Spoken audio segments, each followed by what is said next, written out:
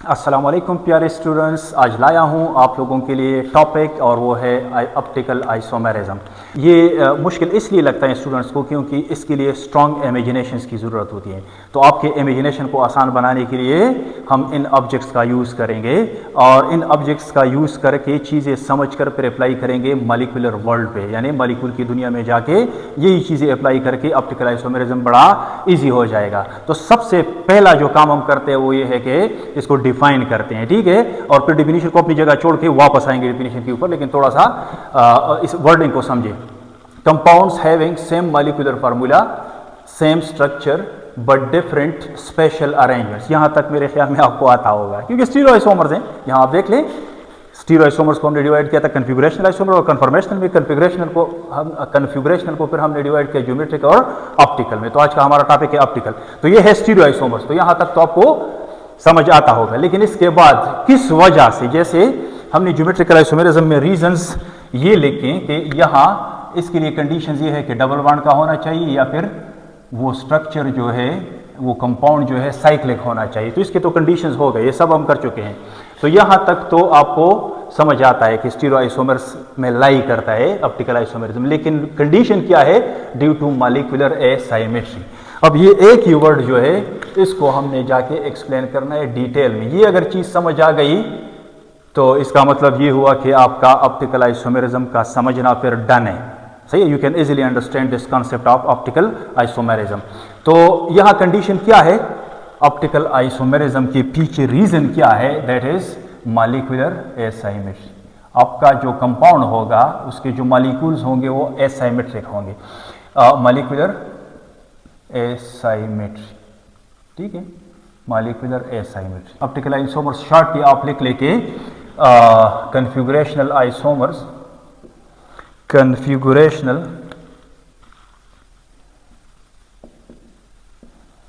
Isomers due to molecular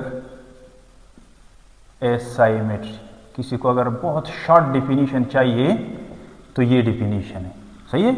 Those configurational isomers which are formed due to molecular asymmetry are called optical isomers and this phenomenon is called optical isomerism, ठीक है। तो definition, इतना जामे definition मेरे ख्याल में लिखने की ज़रूरत नहीं है। आप सिंपली ये भी कह सकते हैं कि configurational isomers which are produced या which are due to molecular asymmetry। अब molecular asymmetry क्या चीज़ है, इसको समझने के लिए मॉलिक्यूल से पहले हम ज़रा फिजिकल वर्ल्ड में जाते हैं और मैक्रोस्कोपिक चीज़ें जो हैं वो डील करते हैं कि साइमेट्री क्या चीज़ है और एसाइमेट्री क्या चीज़ है।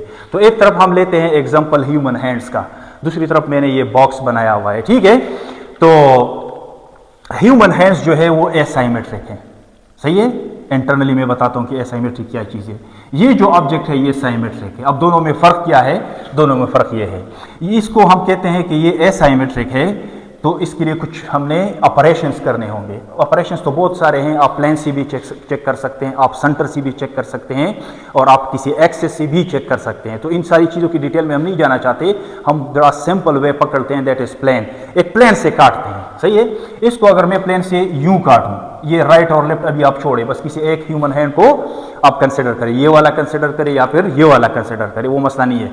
कोई भी हैंड हो, हैंड में ये क्वालिटी है कि हैंड को अगर आप यूं डिवाइड करें तो ये वाला साइड और ये वाला साइड डिफरेंट आ रहा है, यूं डिवाइड करें तो ऊपर वाला और नीचे वाला क्या आ रहा है? डिफरेंट आ रहा है। तो यहाँ पे कोई प्लेन ऑफ साइमेट्री नहीं है, सही है। प्लेन ऑफ साइमेट्री वो प्लेन होता है जो किसी चीज को दो इक्वल पार्ट्स में डिवाइड कर सकता है।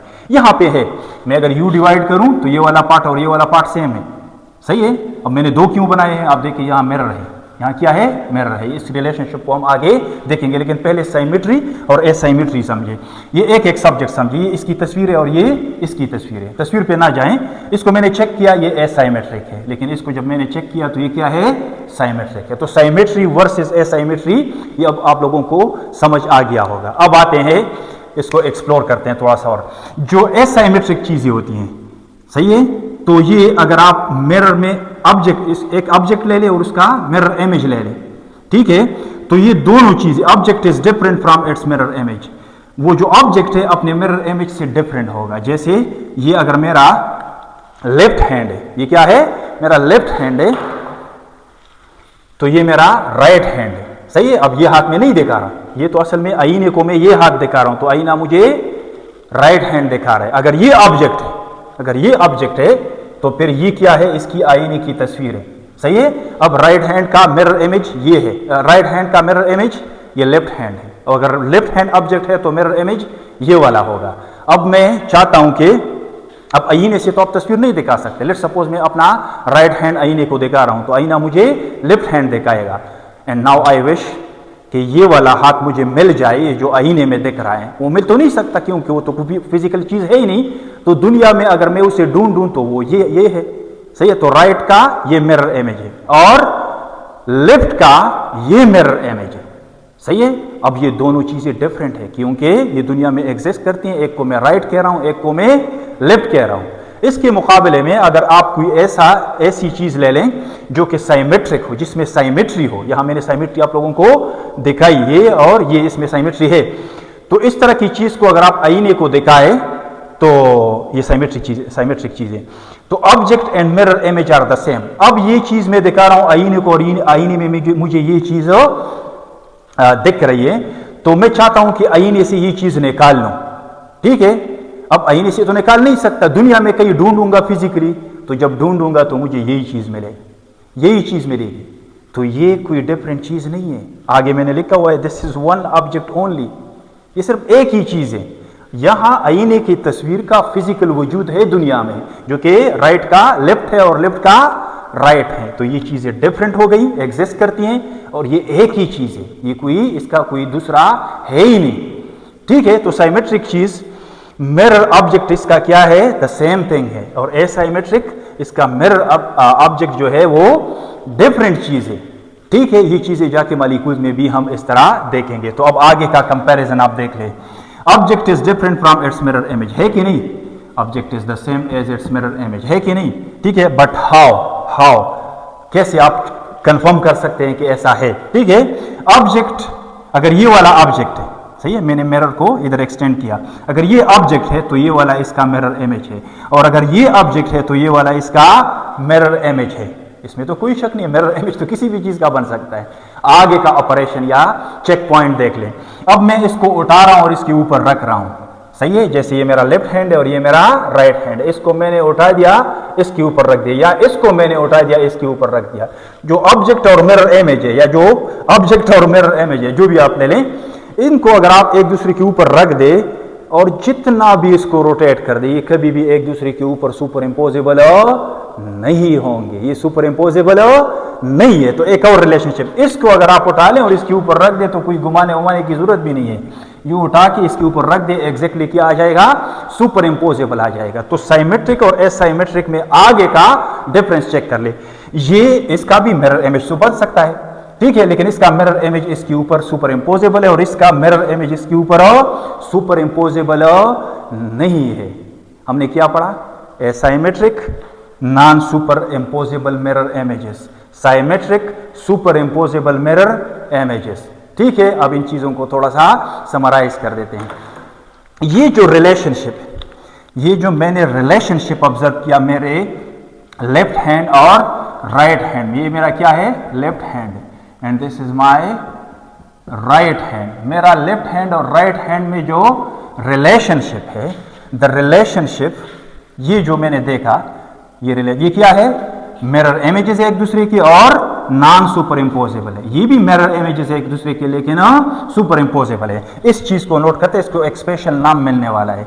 This particular relationship, this particular relationship between our hands is called handedness। इसको क्या कहते हैं, handedness कहते हैं, handedness। ये किस जबान में कहते हैं, इंग्लिश में। एंड कायरलिटी, कायरलिटी किस जबान में कहते हैं, ग्रीक में।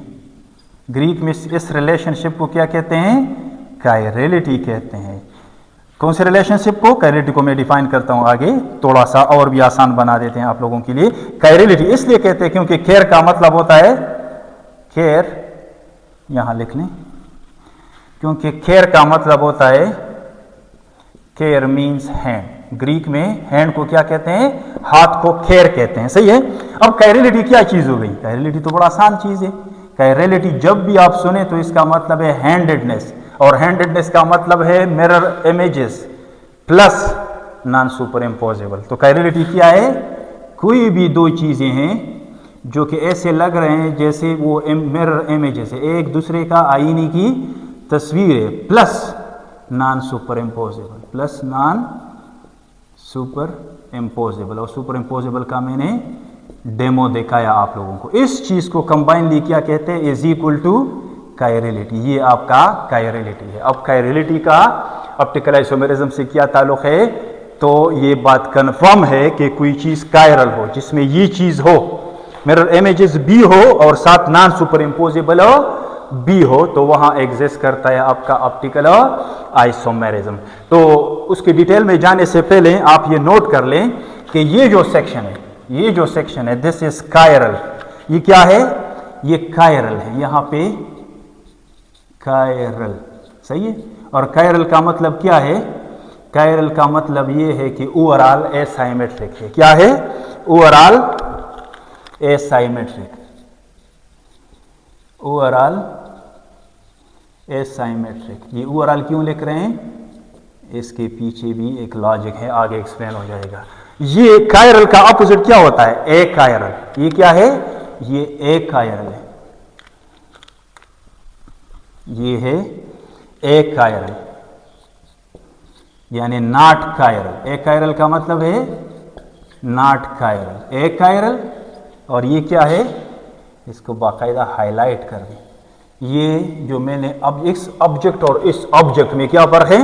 वो ये है कि ऑब्जेक्ट और साथ साथ इनके इमेजेस में भी ये ए कायरल है। क्या है? ए कायरल। ए कायरल का मतलब कायरल एसाइमेट्रिक, ए कायरल साइमेट्रिक। तो इसका ए इधर ए नहीं है, इधर है ए है। सही है।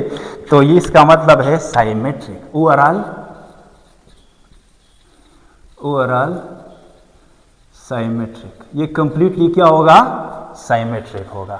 अब ये चीजें आप लोगों ने समझी, साइमेट्री क्या चीज है, साइमेट्री क्या चीज है और एसाइमेट्री क्या चीज है, और साथ एसाइमेट्री का कायरलिटी के साथ क्या ताल्लुक है। तो कायरलिटी के साथ ये ताल्लुक है कि कायरलिटी के लिए एसाइमेट्री भी चाहिए, प्लस मिरर इमेजेस होना चाहिए, प्लस नॉन सुपर इम्पोजेबल होना चाहिए। ठीक है। तो ये चीजें यहां एग्जिस्ट करती है, और जो यहां एग्जिस्ट नहीं करती हैं वो ये वाला ऑब्जेक्ट है। सही है। तो यहां तो आपने नोट किया होगा, ये सब चीजें मैक्रोस्कोपिक वर्ड से आप पिक कर लें। अब अगर समझ में नहीं आ रहा तो इसको रिवाइज कर दें, फिर से देखें इस वीडियो को। फिर इसके बाद जो है जाके हम इन चीजों को अप्लाई कर रहे हैं मॉलिक्यूल्स के ऊपर। ठीक है। तो मॉलिक्यूल्स में कब कायरलिटी एग्जिस्ट करेगा, इससे पहले कायरलिटी को थोड़ा सा और एक्सप्लोर करते हैं। ये चीज क्यों कायरल है और ये क्यों कायरल नहीं है, वो तो मैंने बता दिया। सही है। प्लेन से हमने चेक किया, आप एक सेंटर से भी चेक कर सकते हैं। ठीक है। यहां भी एक सेंटर ऑफ साइमेट्री है। ये एक ऐसा सेंटर है जिसके आसपास ऊपर नीचे दाएं बाएं, ठीक है, इक्वी डिस्टेंस पे एग्जिस्ट करता है। तो इसका तक सेंटर को हम क्या कहते हैं? ये एक सेंटर हुआ। इस तरह के सेंटर को हम एक कायरल सेंटर कहते हैं, क्योंकि एक कायरल मतलब ये साइमेट्रिक सेंटर है। ये क्या है? साइमेट्रिक सेंटर है। लेकिन यहां आप इसको चेक कर लें, इसमें हमारा इंटरेस्ट इसी में रहेगा, क्योंकि हम इसी चीज को अप्लाई कर रहे हैं दरअसल ऑप्टिकल आइसोमेरिज्म में। सही है। ये तो जस्ट एसाइमेट्री को आसान बनाने के लिए हमने साथ साथ साइमेट्री को भी पढ़ा। ठीक है। अब आते हैं ये क्यों एसाइमेट्रिक है। सही है। तो इसमें एक सेंटर है, इसमें दरअसल क्या है? एक सेंटर है, and that centre is this centre. सही है। ये इधर भी है, इसकी तस्वीर में भी है, और अगर ये ऑब्जेक्ट है तो ये इसकी तस्वीर है, फिर इधर भी ये सेंटर मौजूद है। अब इस सेंटर के ऊपर जो चीजें लगी हुई हैं वो कंप्लीटली डिफरेंट है। ये डिफरेंट है, ये डिफरेंट है, ये डिफरेंट है, ये डिफरेंट है, और ये डिफरेंट है। इस तरह ये डिफरेंट है, जाहिर सी बात है, ये डिफरेंट है, ये डिफरेंट है, और ये डिफरेंट है। तो सेंटर पे लगी हुई जो चीजें हैं वो आपस में डिफरेंट है, और इस सेंटर की वजह से जब ये सिनेरियो हो तो ओवरऑल एसाइमेट्री आ जाएगी। क्या आ जाएगी?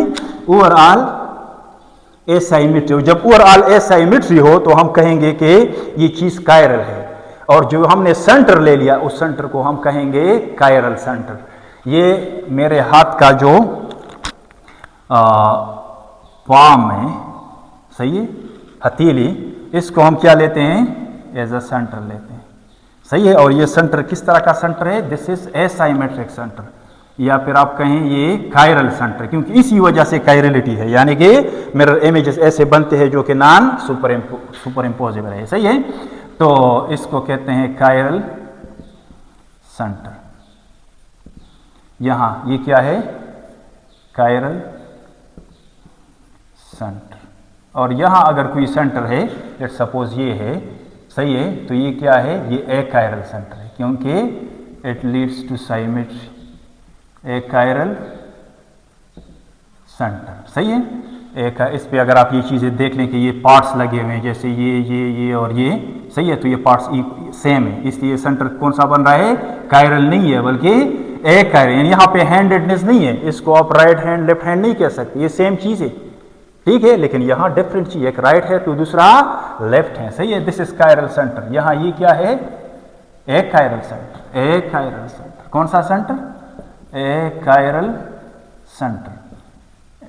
सही है, अब chiral centre leads to asymmetry and a chiral centre leads to symmetry. ठीक है, यहां तक आप नोट कर लें, फिर इसके बाद में इन्हीं चीजों के ऊपर जो है मॉलिक्यूल्स ड्रा करके डिस्टिंग्विश करेंगे कि कौन से मॉलिक्यूल्स में हम कह सकते हैं कि भाई ऑप्टिकल आइसोमेरिज्म एग्जिस्ट करेगा। ठीक है, ऑप्टिकल आइसोमेरिज्म के शराइत, ये वाले शराइत अगर कोई पूरा करेगा तो उस मॉलिक्यूल के ऑप्टिकल आइसोमर्स बनेंगे, नहीं करेगा तो ऑप्टिकल आइसोमर्स नहीं बनेंगे। नोट कर लें जी। अब आते हैं मॉलिक्यूल्स की दुनिया में। ठीक है, मैंने कुछ चीजें मिटा दी हैं, कुछ इंटेंशनली एज इट इज रखे हुए हैं, सही है, जो कि काम आने वाली हैं। चलिए एक मॉलिक्यूल लेते हैं, मतलब यहां पे हमने एक सेंटर ले लिया, सही है। अब इस चीज को अगर हम मॉलिक्यूल कंसिडर करें तो मॉलिक्यूल में सेंटर से मुराद क्या होगा, कोई एटम होगा जिसके ऊपर दूसरे एटम्स या ग्रुप्स लगे होंगे, सही है। हम चूंकि ऑर्गेनिक केमिस्ट्री पढ़ रहे हैं तो हमारा ज्यादा फोकस होगा कार्बन के ऊपर, सही है। तो ये सेंटर हमारा ज्यादातर के मॉलिक्यूल्स में क्या रहेगा, कार्बन। वैसे कार्बन के अलावा और भी एटम्स हो सकते हैं, बस मल्टीवैलेंट होना चाहिए, ठीक है। तो कार्बन पे ज्यादा फोकस करते हैं। अब कार्बन पे आते हैं, लेट्स सपोज ये कार्बन है। अब कार्बन की तो 5 उंगलियां नहीं है, ये तो मेरा हाथ है जिसके 5 उंगलियां हैं। कार्बन की कितनी उंगलियां होती हैं, वैलेंसी की बात कर रहा हूं, 4, सही है। तो कार्बन के 4 बॉन्ड्स बन सकते हैं। अब ये चारों के चारों बॉन्ड्स अगर उस पे ऐसे, और सिंगल बॉन्ड होने चाहिए, कौन से बॉन्ड होने चाहिए, सिंगल बॉन्ड्स होने चाहिए, सही है। इन सिंगल बॉन्ड्स के ऊपर अगर चारों के चारों चीजें डिफरेंट लगी हुई हैं तो ऐसे बिहेव करेगा जैसे मेरा हाथ, एसाइमेट्रिक हो जाएगा, ठीक है। अब मेरे हाथ के राइट और लेफ्ट बन रहे हैं तो क्या मॉलिक्यूल्स के नहीं बनेंगे, मॉलिक्यूल्स का भी बनेंगे। और इस तरह के आपस में मॉलिक्यूल्स को हम क्या कहेंगे, ऑप्टिकल आइसोमर्स कहेंगे। तो आसान है, चलिए एक आसान एग्जांपल से स्टार्ट लेते हैं। लेट्स सपोज ये कार्बन है, सही है। कार्बन ये मेरा रियल मॉलिक्यूल है, ये मेरा क्या है, रियल मॉलिक्यूल है। इसका चारों बॉन्ड्स बनाते हैं और फिर उसके बाद अपनी मर्जी से लगा लें जो भी लगा रहे हैं, लेकिन डिफरेंट चीजें लगा। लेट्स सपोज इसके ऊपर एक क्लोरीन लगा हुआ है, सही है, एक ब्रोमीन लगा हुआ है, या ABC से भी आप कर सकते हैं। एक H है तो एक लेट्स से CH3 है, सही। अब ये चीजें डिफरेंट है आपस में, ये अलग ग्रुप है, ये अलग है, ये अलग है और ये अलग है। तो मेरा ये कायरल सेंटर, ये क्या है, this is the chiral centre. ये क्या है, कायरल सेंटर है। और कायरल सेंटर को फिर हम एस्टेरिक लिख के रिप्रेजेंट करते हैं, सही है। तो ये कायरल सेंटर, अगर यहां दो भी चीजें सेम होती तो ये कायरल ना कहलाते हम, सही है। तो कायरल के लिए क्या होना चाहिए, जो चारों चीजें लगी हुई ये आपस में डिफरेंट होने चाहिए। अब इसको आईना दिखाते हैं, सही है। आईने में ये कैसे नजर आएगा, मिरर में देख लें, ये इसका आईने की तस्वीर है, सही है। अगर ये ऑब्जेक्ट है मेरा, ये रियल मॉलिक्यूल है, तो फिर ये इसका आईने की तस्वीर है। लेकिन एक लेफ्ट हैंडेड है तो दूसरा राइट हैंडेड है, ठीक है। अब ये भी तो यही चीज है, कायरल सेंटर है, सही है। अब ये मॉलिक्यूल आईने से मैं निकालना चाहता हूं तो निकाले, आईने में तो ये इसका रिफ्लेक्शन नहीं मिलेगा दुनिया में। इस तरह के मॉलिक्यूल अगर ये एग्जिस्ट करता है, जैसे हमारा लेफ्ट हैंड अगर दुनिया में है तो इसका राइट हैंड भी अवेलेबल है। तो इसी तरह ये अगर मॉलिक्यूल दुनिया में अवेलेबल हैं तो ये भी अवेलेबल है, सही है। और इस तरह अगर लेफ्ट हैंड है तो राइट हैंड भी तो है। तो ये दोनों एग्जिस्ट करते हैं, लेकिन दोनों क्या है, दे आर डिफरेंट। दोनों क्या है, डिफरेंट चीजें हैं। डिफरेंट इसलिए है कि ऑब्जेक्ट मिरर इमेज रिलेशनशिप तो है लेकिन नॉन सुपर इम्पोजेबल है। क्या है? नॉन सुपर इम्पोजेबल है। तो ये अलग चीज हो गई और ये अलग चीज हो गई। सही है। यहां भी आपका कायरल सेंटर और ये है, चलिए ये आपका कायरल सेंटर है। सही, ये आपका कायरल सेंटर है। ठीक है।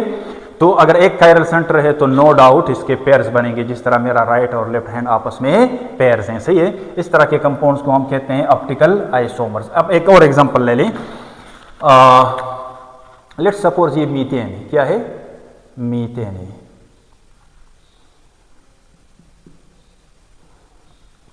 H और H, क्या ये मीथेन है? हाँ है, ये भी तो मीथेन है। तो क्या है? Object and mirror image are same, they are not different thing, this is just only one thing. ये तो एक ही चीज है। ठीक है, इसको आप दो नहीं ले सकते, लेकिन वो डिफरेंट चीजें हैं। क्यों डिफरेंट है? इस चीज की वजह, इस खास सेंटर की वजह से। सही है। तो इस सेंटर की वजह से ये आपस में क्या है? डिफरेंट चीजें हैं। ठीक है। तो यहां OI एग्जिस्ट करता है, यहां नो ऑप्टिकल आइसोमेरिज्म। सिर्फ इतना अब सीख लिया आप लोगों ने कि OI exist, optical isomerism exist.